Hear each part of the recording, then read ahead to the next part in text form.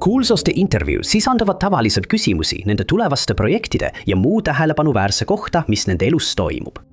Mõnikord aga lähevad need intervjuud rööpast välja, kui esitatakse sobimatu küsimus või kuulsus hakkab käituma ebatavaliselt. Ning neist hetkedest räägitakse tavaliselt veel aastakümneid hiljemgi. Number 10. David Blaine on kuulsust kogunud oma mustkunstitrikkide ja illusioonidega, mis on inimesi aastaid hämmastanud. Ta on tuntud oma stoilise oleku poolest, isegi laval või tänaval esinedes. Kuid ühes 2001. aastal toimunud intervjuus läks ta sellega näiliselt veidi liiga kaugele. Kõnealune intervjuu filmiti saatele GMTV ehk Good Morning Television, mis oli Ühendkuningriigi esimene üleriigiline ITV hommikutelevisiooni saade. Intervjueerijaks oli Eamonn Holmes, tuntud saatejuht Ühendkuningriigis, ja ta ei oleks iialgi osanud arvata, et vestlus Blaine'iga jääb täiesti ühepoolseks. Kui Blaine astus stuudiosse, tutvustas Holmes teda kohe, kuid vestlus kuivas kohe kokku, mis viis ühe kõige ebamugavama ja piinlikuma intervjuuni läbi aegade. Holmes esitas küsimuse, kuid Blaine lihtsalt vaatas talle otsa, näiliselt ilma igasuguse emotsiooni ja soovita vastata. Selle asemel tõstis ta käe peopesa väljapoole ja näitas Holmesile korduvalt kurja silma, mille ta oli ise oma käele joonistanud. Lõpuks küsis Holmes, milleks see silm on, mille peale Blaine murdis vaikuse ja ütles, kaitseks. Holmes küsis, mille eest tal kaitset vaja on, ja Blaine vastas tuimalt, et see on kaitseks elu kaotamise eest.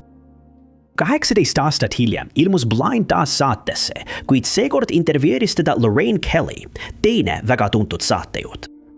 Ta viitas varasemale vestlusele ja küsis, miks Blaine keeldus Holmesele midagi ütlemast.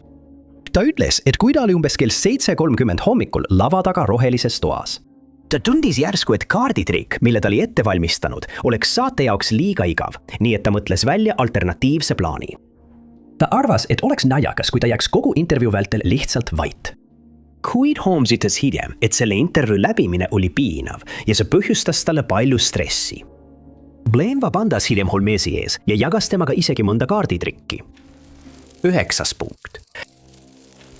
Tom Cruise, kuulus filmitäht, kelle nimi on lahutamatult seotud Võimatu missiooni filmidega, on aastate jooksul andnud mitmeid huvitavaid intervjuusid. Näiteks hetkel, kui ta hakkas Oprah Winfrey saates diivanil üles-alla hüppama, olles avaldanud, et ta käib näitlejanna Katie Holmesiga. Enamik tema intervjuusid kulgeb plaanipäraselt, kus Cruise vastab küsimustele rahulikult ja läbimõeldult. Kuid üks teine intervjuu, mis toimus 24. juunil 2005, ei läinud plaanipäraselt ning selle juhtumi klippe on internetis lugematuid kordi vaadatud. Sel ajal ootasid Cruise'i fännid innukalt tema uue filmi Maailmade sõda linastumist, mis põhines H.G. Wellsi kirjutatud ulmejutul. Paljud mäletavad seda selle poolest, et see põhjustas väidetavalt kaost, kui lugu aastaid tagasi raadiosaates esitati, ning seetõttu olid nad põnevil, kuidas see lugu suurele ekraanile jõuab. Sel päeval esines Cruise saates Today Show, mida tol ajal juhtis Matt Lauer. Alguses näis kõik sujuvad hästi, kuid siis esitas Lauer küsimuse, mis näis Cruise'i ärritavat ja sellele järgnes tuline vaidlus, millest räägitakse siiani. Seni oli ta rääkinud eenseisvast filmist ja sellest, et Cruise ja Katie Holmes olid peagi abiellumas. Kuid küsimused võtsid ootamatult täiesti ootamatu pöörde. Lauer rääkis sellest, et näitlejanna Brooke Shields oli otsustanud kasutada antidepressante, et ravida oma sünnitusjärgset depressiooni ning mõnest kommentaarist, mida Cruise selle kohta oli teinud. Enne seda oli Cruise kritiseerinud Shieldsid, väites, et tema ravimite kasutamine oli mitte ainult ohtlik, vaid ka vastutustundetu. Need väited tulenesid tema seotusest Scientoloogia kirikuga ja selle grupi kindlast usust, et psühhiaatrilised ravimid teevad rohkem kahju kui kasu. Ta lisas, et Shieldsi nimetatud ravimite kasutamine julgustab ka teisi värskeid emasid sama tegema ning pakkus välja, et sünnitusjärgset depressiooni saab ravida vitamiinide, treeningu ja õige toitumisega. Kui Lauer nende kommentaaride kohta küsis, süüdistas Cruise teda nende ravimite propageerimises, hoolimata sellest, et ta on asjast teadmatuses. Ta lisas, et psühhiaatria pole midagi muud kui pseudoteadus, kuid hiljem vabandas, öeldes, et oleks pidanud olukorda vähem agressiivselt lahendama. Number 9. Kuulsusega intervjuud tehes pole kunagi hea mõte teemast kõrvale kalduda, ükskõik kui skandaalne või huvitav nende elu siiani olnud on. See on õppetund, mida David Letterman näib kunagi õppinud ei olevat ja tema käitumist, kui ta intervjueeris näitlejanna Lindsay Lohanit 2013 aastal, tsiteeritakse sageli selle tõestuseks. Sel aastal oli Lohan pärast kaootilist perioodi oma elus näitamise juurde naasnud. Ta oli muutunud sõltuvaks alkoholist ja illegaalsetest ainetest ning oli veetnud mitu perioodi rehabilitatsiooniasutustes, enamasti ilma tegeliku eduta. Asja tegi hullemaks see, et ta oli mänginud mitmes filmis, mis kassatulus läbi kukkusid ning tema maine sai tõsiselt kahjustada. Aga ta tegi tagasituleku ja pidi mängima filmis ja situatsioonikomöödias, nimelt Scary Movie 5 ja Anger Management. Alguses arutasid nad kahekesi tulevast filmi ja tundus, et neil oli lõbus. Kuid siis muutis Letterman ootamatult intervjuu suunda ja muutus Lohaniga vaenunikuks, mistõttu Lohan muutus silmnähtavalt ebamugavaks. Kõigepealt küsis ta, kas ta peaks olema võõrutusravil, mille peale ta vastas, et läheb raviasutusse 2 mail ja jääb sinna 3 kuuks. Letterman küsis, mitu korda ta on võõrutusravil olnud ja Lohan vastas, et mitu korda. Kui temalt küsiti, mille pärast ta võõrutusravile läheb, muutus Lohan veelgi ebamugavamaks ja ütles, et nad polnud seda küsimust eelnevalt arutanud. Aga Letterman jätkas esitades küsimuse teise järel, hoolimata Lohani soovitustest liikuda edasi teisele teemale. Ühel hetkel noomis ta teda pisarad silmis, öeldes, et tema füüsiline ja vaimne tervis ei ole asi, mille üle ta peaks nalja tegema. Kuid isegi see ei paistnud talle mingit mõju avaldava. Seejärel vihjastas sellele, et ta jäi kunagi vahele $2500 kuldkaelakee vargusega, öeldes, et oleks pidanud saatesse tulema nii, et hinnasilt oleks ikka veel kleidi küljes olnud. Kuigi Letterman sai tugevat kriitikat oma näiliselt hoolimatu intervjueerimisstiili eest, püüdis Lohan seda naeruga varjata, pühkides samal ajal pisaraid näot ja öeldes, mul on hea meel siin näha. Number 7.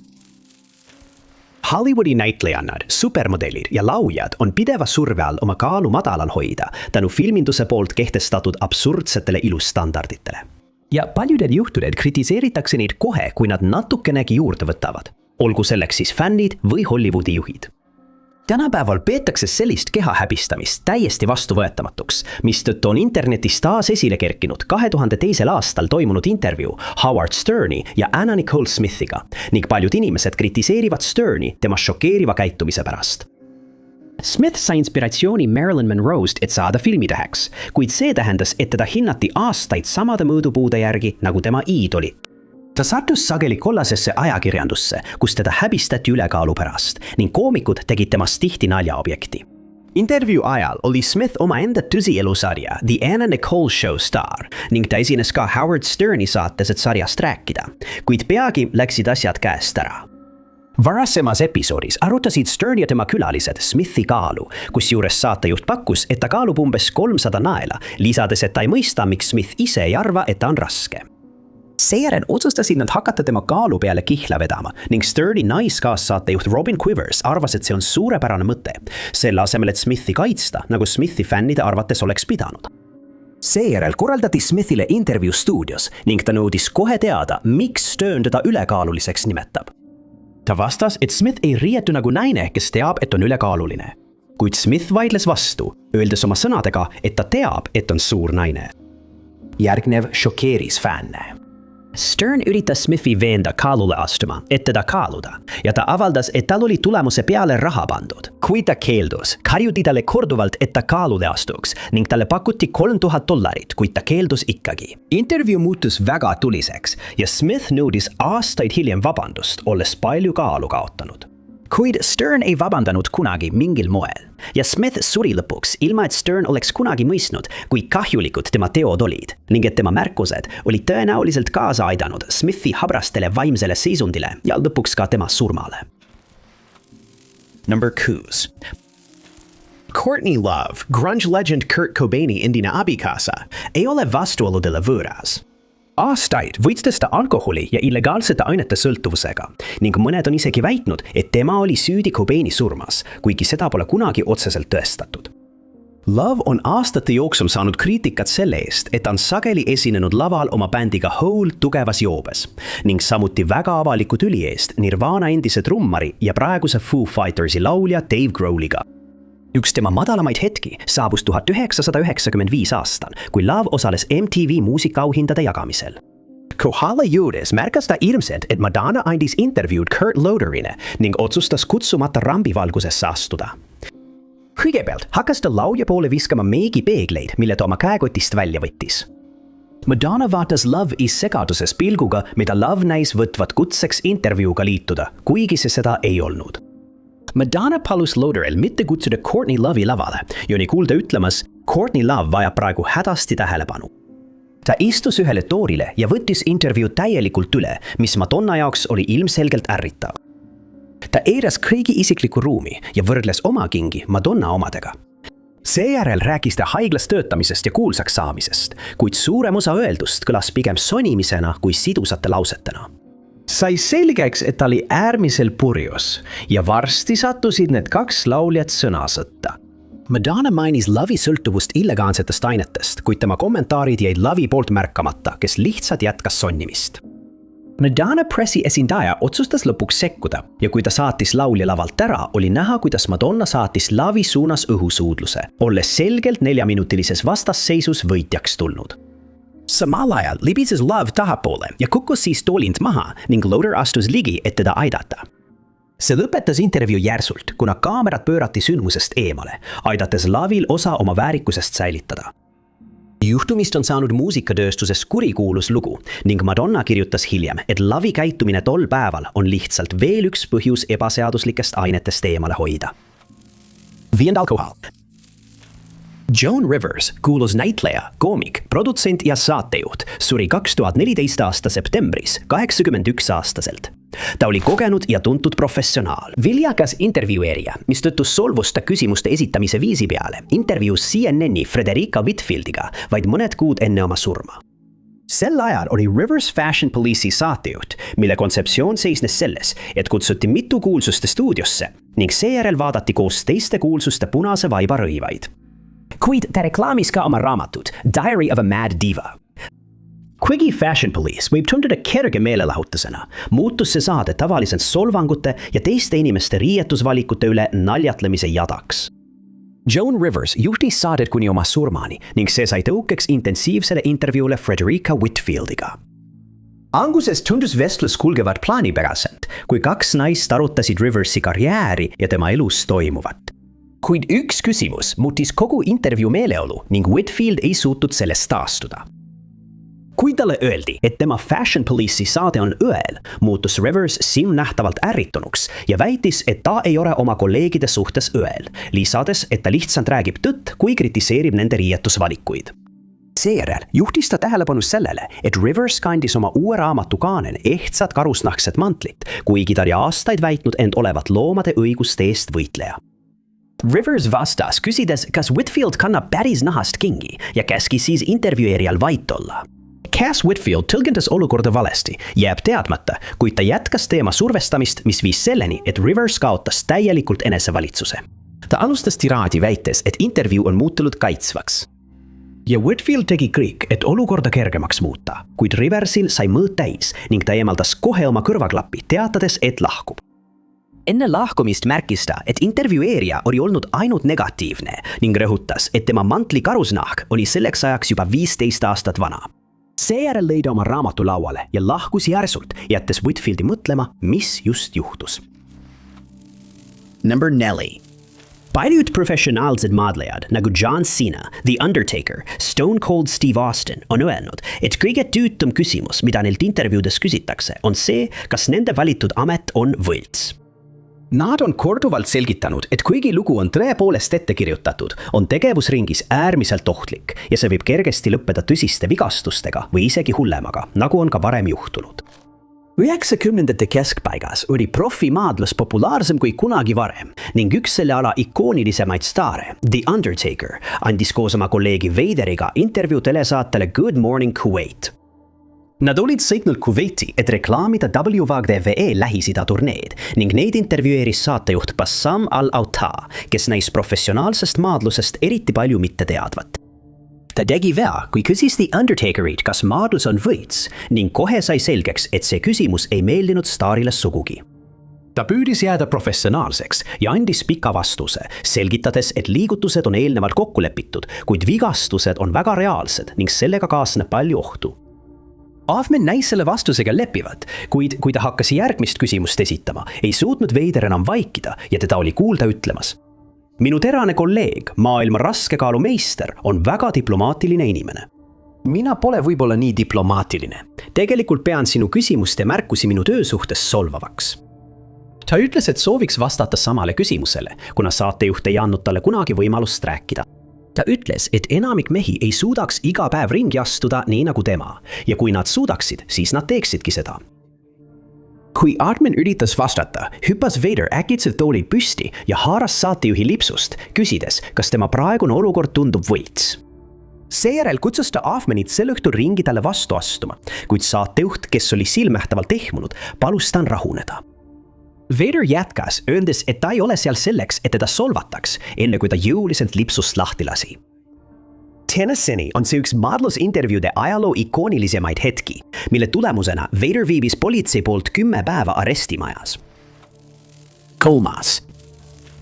Maailma maadlusmeelelahutuse World Wrestling Entertainment kaasasutaja Vince McMahon istus 2001. aastal otseintervjuuks maha koos Bob Costasega. Ja see, mis tol päeval juhtus, on siiani paljude arvates üks plahvatuslikumaid otse-eetris toimunud vastasseise kaabelspordi ajaloos. Intervjuu võis halvaks pöörduda tõenäoliselt seetõttu, et McMahon polnud harjunud kriitikat saama, kuna ta oli ühe ajaloo edukama spordiföderatsiooni asutajaliige. 2018. aastal asutas ta FXL-i, Ameerika jalgpalliliiga, millega McMahon lootis konkureerida NFL-iga. See oli Diego ja NBC ühisettevõte ning esimene mäng Las Vegase Outlawsi ja New York, New Jersey Hitmani vahel toimus 3. veebruaril 2001. Idee oli uudne, kuid nagu sageli juhtub trikitavate spordialadega, hakkasid fännid sellest peagi tüdima. Ja kuna WWE tollane peamine süžee muutus igavaks, oli McMahon suure surve all. Just sel ajal istus ta maha koos Costasega ning pärast külalise tutvustamist mainis saatejuht kohe, et XFL-i vaatajanumbrid olid esimese nädalaga võrreldes langenud 75%. Ja ta väitis, et mängud olid võrdsustanud võrgutelevisiooni kõige madalamate vaadatavusnäitajatega parimal eetri ajal ning küsis, kas McMahon saab garanteerida järgmisel aastal rohkem mänge. Vastus sellele oli ei. McMahon ütles hiljem, et ta muutus ärrituluks, kuna Costas ei suutnud teemas püsida ja kuna oli selge, et ta üritas mingil põhjusel McMahoni mainet kahjustada. Costas segas tema vastuseid pidevalt vahele ja McMahoni sõnul käitus nii, nagu oleks temast parem. Ühel hetkel, kui teda jälle katkestati, kummardus McMahon toolil ettepoole ja ütles Costale, et ta suu kinni hoiaks, kuni ta tema küsimusele vastab. Ta lisas, et Costal polnud aimugi, millest ta räägib ja nimetas saadet Bob Costa katkestuste programmiks. Costa selgitas, et ta tegi seda selleks, et McMahon oleks kogu aeg valvel. Seejärel katkestas ta uuesti, et intervjuu lõpetada ja McMahon ütles hiljem, et kui Costa oleks veidi suurem olnud, oleks ta tõenäoliselt teda otse-eetris rünnanud. Number 2. Robert Blake tegi oma näitleja debüüdi juba lapsena lühifilmis nimega Joy Scouts, mis ilmus 1939. aastal.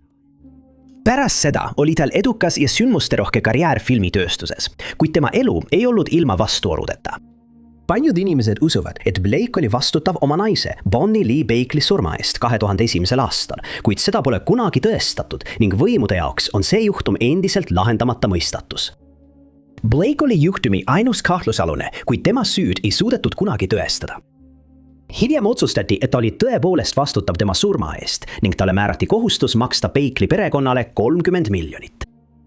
2012. aastal nõustus ta andma intervjuu vastuolulisele Piers Morganile, kuna soovis reklaamida oma ise välja antud mälestustraamatut Ühe kelmi lood. Kui Morgan hakkas esitama küsimusi tema naise juhtumi kohta, muutus stuudios õhkkond ning oli selge, et Blake muutus vihaseks. Ta ütles, et oli nõustunud rääkima kõigist, kes raamatust huvituvad, kuid lisas, et oli Morganile sellest kokkulepet erandi teinud, kuna uskus, et tegemist saab olema sõbraliku intervjuuga. Blake küsis seejärel Morganilt, kas ta teab, miks ta arreteeriti, mille peale intervjueerija vastas. Ütle mulle. Vastuseks ütles Blake lihtsalt, enne kui sa küsimusi küsima hakkad, tee oma uurimistööd, suutes sellega küsimusele vastamist vältida. Blake selgitas siis, et Bakley oli oma elu jooksul paljudele inimestele haiget teinud ja lisas, et keegi ei suutnud teda kunagi leida, kui teda vaja oli, sest ta elas erinevates kohtades erinevatel aegadel, kandis 15 isikutunnistust ja omas 15 krediitkaarti. Siis pärast nende abiellumist teadsid äkki kõik, kus paar elas ja vaid mõned nädalad hiljem kaotas ta oma elu. Ta ütles Morganile, et too mõtleks selle üle natuke, muutudes intervjuu edenedes üha ärritatumaks. Intervjuu oli täis roppusi, kuna Blake noomis pidevalt Morganit ja ühel hetkel süüdistas ta intervjueerijat enda solvamise eest, kuna küsiti küsimusi tema naise juhtumi kohta. Morgan jäi rahulikuks, küsides Blake'ilt, kas ta on mõistuse juures, mille peale Blake vastas teravalt, et ta ei luba kellelgi end valetajaks nimetada. Vahepeal tsiteeris ta lihtsalt oma filmide ja raamaturidu ning süüdistas intervjueerijat selles, et too on tema sõnul täpselt nagu politseinikud, kes tema arvates tahavad näha, et ta veedaks ülejäänud elu vanglas. Number 8. 1987 aastal nõustus kuulus näitleja Sean Connery esinema vestlussaates 2020, kus teda intervjueeris Barbara Walters.